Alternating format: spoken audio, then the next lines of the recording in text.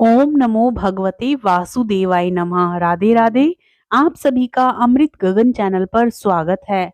मित्रों, आज हम श्रवण करेंगे माघ मास महात्म्य कथा अध्याय 8। माघ मास की कथाओं को श्रवण करने से व्यक्ति को पुण्य फल की प्राप्ति होती है और साथ ही भगवान कृष्ण का आशीर्वाद भी सदा सर्वदा उस व्यक्ति के ऊपर बना रहता है। भगवान कृष्ण की कृपा से उस व्यक्ति के जीवन में कोई बाधाएं नहीं आती जो सदा महात्म्य कथाओं का श्रवण करता है। मित्रों, इससे पहले की कथा अध्याय 7 को श्रवण करने के लिए आप डिस्क्रिप्शन बॉक्स के लिंक पर जाकर देख सकते हैं। जिन भक्तों ने श्रवण कर लिया है वो अब आगे की कथा श्रवण कीजिए। बोलिए श्री हरि विष्णु भगवान की जय। 8वें अध्याय की कथा में यमदूत जी कहने लगे कि तुमने बड़ी सुंदर वार्ता पूछी है। यद्यपि मैं पराधीन हूँ, फिर भी तुम्हारे स्नेहवश अपनी बुद्धि के अनुसार बतलाता हूँ। जो प्राणी काया वाचा और मनसा से कभी दूसरों को दुख नहीं देते, वे यमलोक में नहीं जाते। हिंसा करने वाले वेद, यज्ञ, तप और दान से भी उत्तम गति के नहीं पाते। अहिंसा सबसे बड़ा धर्म, तप और दान ऋषियों ने बतलाया है। जो मनुष्य जल या पृथ्वी पर रहने वाले जीवों को अपने भोजन के लिए मारते हैं, वे काल सूत्र नामक नरक में पड़ते हैं और वहां पर अपना मांस खाते और रक्त का पीप पान करते हैं तथा पीप की कीच में उनको कीड़े काटते हैं। हिंसक जन्मांध, काने, कुबड़े, लूले, लंगड़े, दरिद्री और अंगहीन होते हैं। इस कारण इस लोक तथा परलोक में सुख की इच्छा करने वाले को काया वाचा तथा मन से दूसरे का द्रोह नहीं करना चाहिए।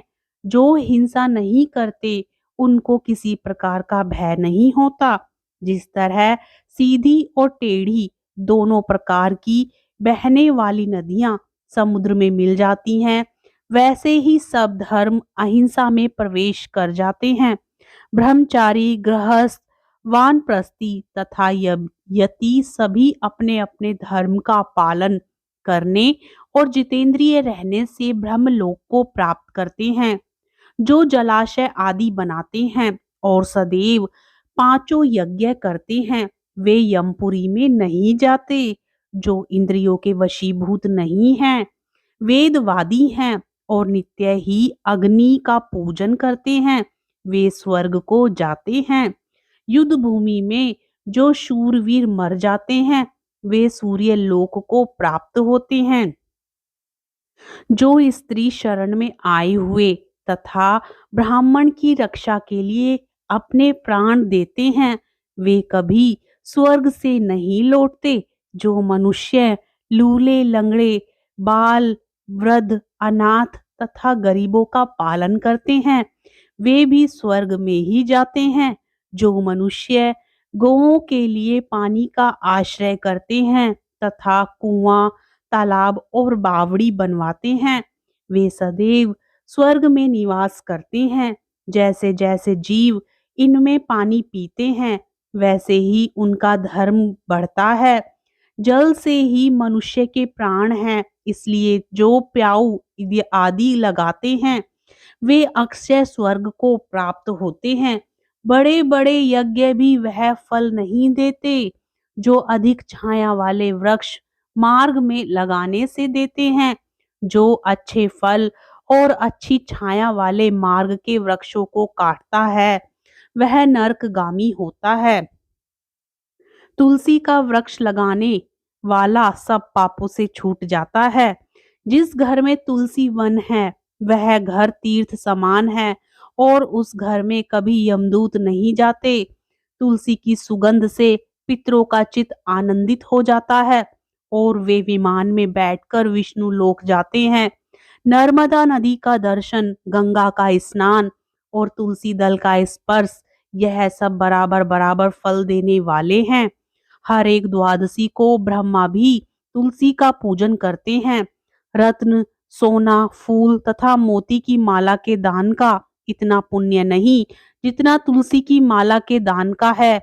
जो फल आम के 1000 पीपल के 100 वृक्षों के लगाने से होता है, वह तुलसी के एक वृक्ष के लगाने से होता है। पुष्कर आदि तीर्थ, गंगा आदि नदी, वासुदेव आदि देवता सब ही तुलसी में वास करते हैं। जो मनुष्य एक बार, 2 या 3 बार रेवा नदी से उत्पन्न शिव मूर्ति की पूजा करता है अथवा स्फटिक रत्न के पत्थर में आप से आप निकले हुए तीर्थ में, पर्वत या वन में रखी हुई शिव की मूर्ति की पूजा करता है और सदैव ओम नमः शिवाय मंत्र का जाप करता है, वह यमलोक की कथा भी नहीं सुनते। प्रसंग शठता, अभिमान या लोभ से शिव पूजा करने वाले भी यम द्वार नहीं देखते। शिव पूजा के समान पापों को नष्ट करने वाला तथा कीर्ति देने वाला 3 लोक में और कोई काम नहीं है। जो शिवालय स्थापित करते हैं वह शिवलोक में जाते हैं। ब्रह्मा, विष्णु तथा शिव का मंदिर बनाकर बैकुंठ वासी होता है। जो भगवान की पूजा के लिए फूलों का बाग बनाते हैं या लगवाते हैं, वे धन्य हैं। जो माता पिता, देवता और अतिथियों का सदैव पूजन करते हैं, वे ब्रह्मलोक को प्राप्त होते हैं। मित्रों, इस प्रकार 8वां अध्याय समाप्त होता है। कमेंट बॉक्स में श्री हरि विष्णु भगवान की जय जरूर लिखें। राधे राधे, जय श्री कृष्णा। अगला अध्याय श्रवण करने के लिए चैनल को जरूर सब्सक्राइब करें।